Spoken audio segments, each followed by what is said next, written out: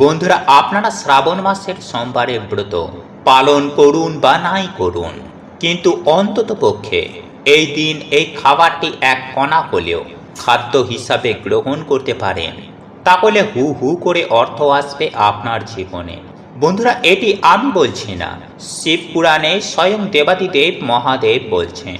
যদি কোনো ভক্ত শ্রাবণ মাসের সোমবার সাহসের সাথে এই খাবারটি একবার খেয়ে নিতে পারবে, সেই ব্যক্তি সারা জীবন সুস্থ ও নিরোগ থাকবে। দেবাদিদেব মহাদেব এও বলেন, সেই ব্যক্তি পুজো পাঠ না করেই মহাদেবের আশীর্বাদ প্রাপ্ত করবেন। স্বয়ং মহাদেব সকল বিপদ আপদ থেকে সেই ব্যক্তিকে রক্ষা করবেন। তাই বন্ধুরা, আগামীকাল শ্রাবণ মাসের প্রথম সোমবার দিন আপনারা যাই খান, এই একটি খাবার অবশ্যই খান। তাহলে মহাদেবের আশীর্বাদে আপনার পৃথিবী বদলে যাবে। ওম নমঃ শিবায়, হর হর মহাদেব। বন্ধুরা, আগামীকাল শ্রাবণ মাসের প্রথম সোমবার, আর এই দিনে বন্ধুরা আমাদের সামান্য কিছু কার্যে নতুন মাসে আমাদের জীবনে তথা আমাদের পরিবারে ভগবান পরম সৌভাগ্যে ভরিয়ে দেন। এবং এই দিনে সকালে যারা ঘুম থেকে উঠে এই সামান্য জিনিসের দর্শন করে, তারাই এই মাসে হয় পরম ভাগ্যশালী। এই মাসে তাদের জীবনে অর্থ, সুখ, শান্তি, সৌভাগ্যে ভরে ওঠে। এবং এই দিনে যারা একটু হলেও এই সামান্য খাবারটি খায়, তারা সারা বছর সুস্থ থাকে, তাদের আর্থিক ভাগ্য ফেরে এবং এই মাস তাদের দারুণ কাটে। তাই একটু ধৈর্য সহকারে বন্ধুরা আপনারা ভিডিওটি অবশ্যই পুরো দেখুন, তাহলে আপনারা নতুন কিছু জানতে পারবেন, নতুন কিছু শিখতে পারবেন। বন্ধুরা, আগামীকাল পবিত্র শ্রাবণ মাসের প্রথম সোমবার, এই দিনে বন্ধুরা সামান্য কিছু কার্যে এই মাস আমাদের জন্য সৌভাগ্যের দরজা খুলে দেয়। তাই এই দিনে বন্ধুরা আপনারা সামান্য হলেও কিন্তু এই খাবারটি অবশ্যই গ্রহণ করুন। এতে সারা মাস বন্ধুরা আপনারা সুস্থ ও নিরোগ থাকবেন এবং আপনাদের পরিবারেও সুখ, শান্তি, সমৃদ্ধি বজায় থাকবে। এই মাসে আপনাদের বাড়ির দরজার সামনে সৌভাগ্য এসে দাঁড়াবে, ফলে সর্ব কাজেই আপনারা সফলতা প্রাপ্তি করবেন। কারণ এই মাসেই ভগবান শিব সমুদ্র মন্থনে উঠে আসা বিষ নিজের কণ্ঠে ধারণ করেছিলেন। তাই এই দিনে বন্ধুরা সামান্য কিছু কার্য এই মাসে আমাদের ওপরে প্রচণ্ড রূপে প্রভাব ফেলে। তাই এই মাসকে সুন্দর করতে এই দিনে কিন্তু আপনারা এই খাবারগুলোকে একদম ভুলেও খাবেন না এবং এই কার্যগুলো কিন্তু আপনারা ভুলেও করবেন না। নইলে এই মাসে কিন্তু বন্ধুরা আপনাদের ওপর ঈশ্বরের কৃপা হবে না, ফলে নানান রকম সমস্যার মধ্যে কিন্তু আপনারা এই মাসে পড়তে পারেন। তাই শ্রাবণ মাসের সোমবার দিন বন্ধুরা আপনারা কোন খাবারটিকে অবশ্যই গ্রহণ করবেন এবং কোন খাবারগুলি আপনারা এই দিনে খাবেন না, কোন কার্যগুলো এই দিনে করলে সৌভাগ্যের উদয় হয় এবং কোন কার্যগুলো এই দিনে করলে জীবনে চরম ভয়ঙ্কর দুর্ভাগ্য ডেকে আনে, এই সব কিছুই বন্ধুরা আমরা আজকের এই ভিডিওতে জানব। তাই ভিডিওটি কিন্তু বন্ধুরা আপনারা অবশ্যই পুরো দেখুন এবং ভিডিওটিতে বন্ধুরা আপনারা একটি লাইক করে কমেন্টে হর হর মহাদেব ও জয় শ্রীকৃষ্ণ রাধে রাধে অবশ্যই লিখুন। এবং আপনারা যদি এখনো পর্যন্ত আমাদের চ্যানেলে নতুন হয়ে থাকেন, তাহলে চ্যানেলটি সাবস্ক্রাইব করে পাশে থাকা নোটিফিকেশন বেল আইকনটি অন করে রাখবেন। তাহলে নতুন কিছু জানতে পারবেন, নতুন কিছু শিখতে পারবেন। বন্ধুরা, এই দিন ঠাকুরকে কোনো রকমের ভোগ না দিয়ে কিন্তু কোনো রকমের খাবার খাবেন না। তাই এই দিনে আপনারা সকাল সকাল স্নান করে ভগবানের পুজো অর্চনা করার পর ভগবানকে ভোগ দেওয়ার পরেই আপনারা প্রসাদ রূপে বাড়ির সকলে মিলে তা গ্রহণ করে তবেই দিনটি শুরু করুন। আর আপনারা যদি আজকের দিনে বাবার ব্রত রাখেন, তাহলে এই দিন বাবার মাথায় জল ঢালা না পর্যন্ত আপনারা কিছু খাবেন না।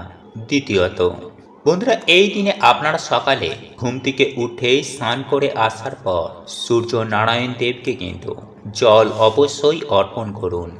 নাম্বার 3, এই দিনে আপনারা কোনো রকমের বাড়ির মধ্যে আমিষ রান্না করবেন না এবং এই দিনে আপনারা যদি খাবারে কালো তিল মিশিয়ে খেতে পারেন তাহলে সেটা খুবই ভালো। নাম্বার 4, বন্ধুরা এই দিনে আপনারা কারোর সাথে কোনো রকমের ঝগড়া ঝামেলা অশান্তি করবেন না, কারণ মনে এই দিনে আপনারা কোনো রকমের দুঃখ দেবেন না।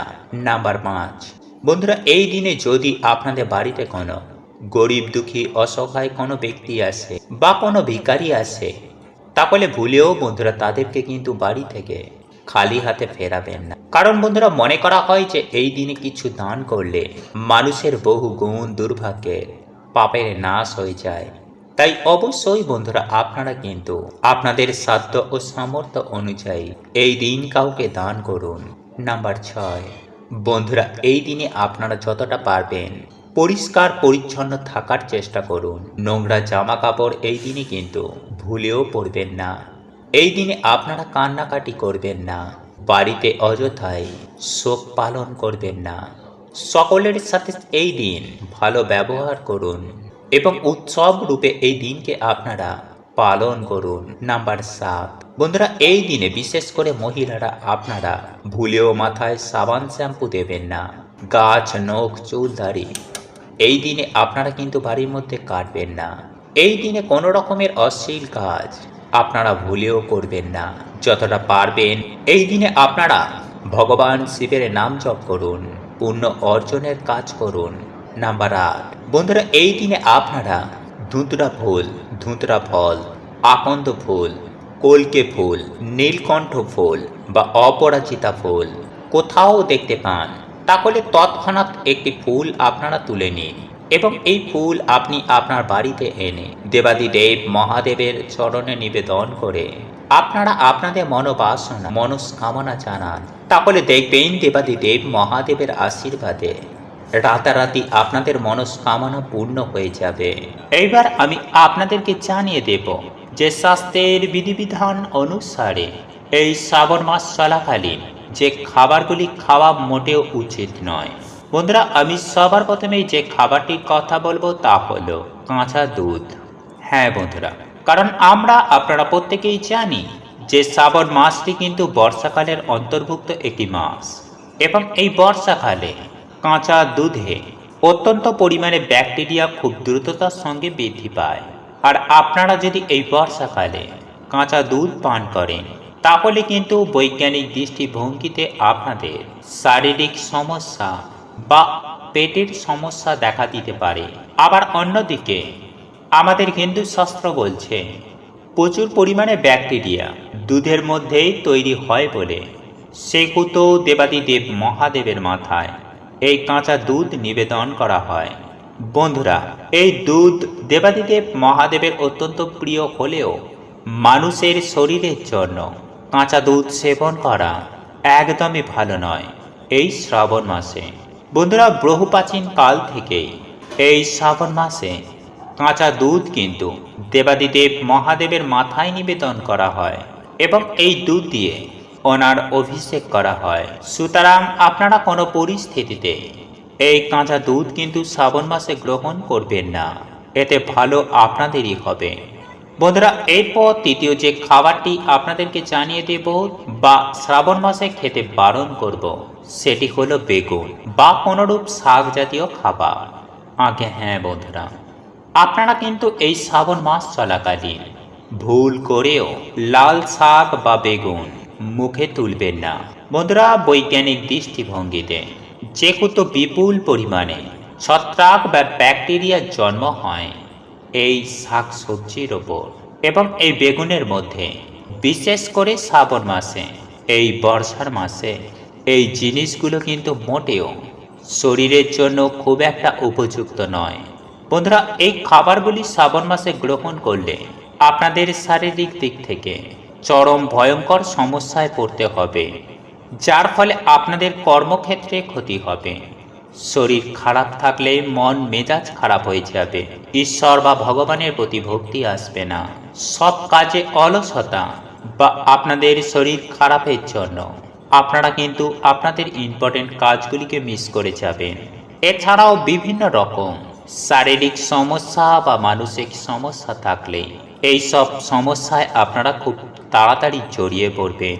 সুতরাং আপনারা চেষ্টা করবেন যে এই শ্রাবণ মাস চলাকালীন আপনারা কিন্তু ভুল করেও বেগুন বা শাক জাতীয় কোনো খাবার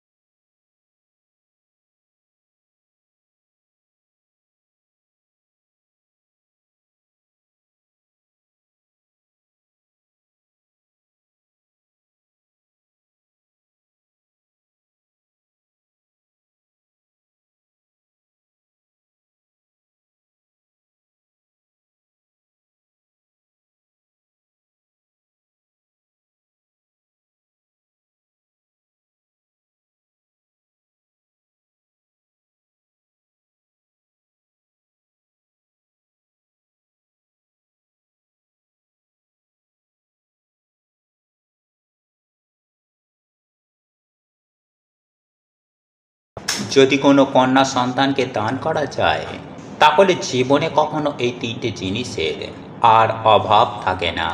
তাই বন্ধুরা, এই দিনে আপনারা অবশ্যই কোনো কন্যা সন্তানকে এই অন্ন বস্ত্র অর্থ দান করার চেষ্টা করবেন। তবে একই সঙ্গে আমি আপনাদেরকে এটাও জানিয়ে রাখি বন্ধুরা, আপনারা শ্রাবণ মাসের সোমবারের ব্রত পালন করুন বা না করুন, অন্ততপক্ষে এই দিন এক কণা হলেও এই খাবারটি গ্রহণ করুন। আর এই খাবারটি আপনাদেরকে তৈরি করতে হবে, আর তা হল হবিষ্যান্ন। হ্যাঁ বন্ধুরা, এই খাবারটি তৈরি করার জন্য আপনাদেরকে একটি তামা বা পিতলের হাঁড়ি নিতে হবে। আর এই তামা বা পেতলের যদি হাঁড়ি বা কোনো পাত্র আপনাদের না থেকে থাকে তাহলে আপনারা মাটির পাত্রেও বানাতে পারেন। কিন্তু মাটি বা তামা পেতল ছাড়া স্টিল বা অ্যালুমিনিয়ামের কোনো পাত্রে এই খাবারটি রন্ধন করবেন না, নতুবা বাবার আশীর্বাদের জায়গায় অভিশাপ গ্রহণ করবেন। বন্ধুরা, এই খাবারটি রন্ধন করার জন্য আপনাদেরকে নিতে হবে আতপ চাল, আলু, কাঁচকলা, মুগ ডাল। হ্যাঁ বন্ধুরা, এই চারটি জিনিস আপনাদেরকে সংগ্রহ করতে হবে। তারপর আপনারা এইগুলিকে রন্ধন করবেন। চালের মধ্যেই আপনারা এই মুগ ডাল, আলু ও কাঁচকলা দিয়ে দেবেন, দিয়ে এগুলিকে রন্ধন করবেন।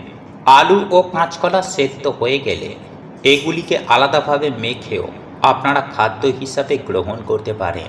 তবে যে বিষয়টি আপনাদেরকে অতি অবশ্যই মাথায় রাখতে হবে তা হলো এই হবিষ্যান্ন তৈরি করার জন্য আপনারা সরষের তেলের ব্যবহার করতে পারবেন না।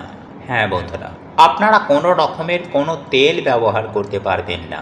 তেলের পরিবর্তে আপনারা ঘিয়ের ব্যবহার করবেন। সেই সঙ্গে এই খাবার রন্ধন করার জন্য কোনো রকমের সামুদ্রিক লবণ বা বিট লবণ আপনারা ব্যবহার করতে পারবেন না। এই সব লবণের পরিবর্তে আপনাদেরকে সৈন্ধব লবণ ব্যবহার করতে হবে। যাই হোক বন্ধুরা, এইবার আমি আপনাদেরকে জানিয়ে রাখি যে এই খাবারটি আপনারা তখনই খাবেন যখন বাবার মাথায় জল ঢালা হয়ে যাবে, এবং এই খাবারটি তৈরি করবেন সন্ধ্যার পরে, অর্থাৎ বাড়িতে সন্ধ্যা আরতি দেওয়ার পর, সন্ধ্যা দেখানোর পর তারপর এই হবিষ্যান্ন তৈরি করবেন এবং এই খাবারটি খাদ্য হিসাবে গ্রহণ করবেন।